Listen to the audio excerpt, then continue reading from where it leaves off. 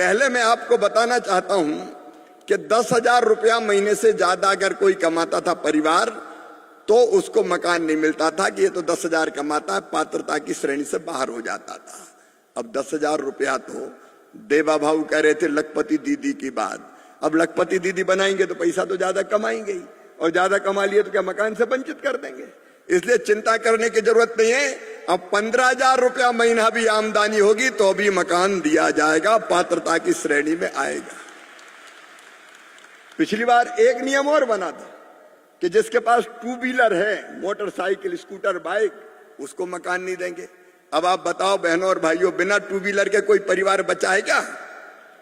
अरे मजदूरी करने जाता तो ठाठ से जाता है, 2 व्हीलर पे ही जाता है, वैसे थोड़ी जाता है। और इसलिए अब ये फैसला कर लिया कि 2 व्हीलर भी अगर कोई के पास होगा तो उसको भी मकान दिया जाएगा।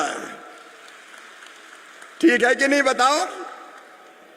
और एक बात और, किसान भी तो दिन और रात मेहनत करता है, खून पसीना एक करता है, और इसलिए यह तय किया है कि 2.5 एकड़ तक सिंचित जमीन वाला और 5 एकड़ तक असिंचित जमीन वाले किसान को भी मकान दिया जाएगा ताकि उसका भी घर बन जाए।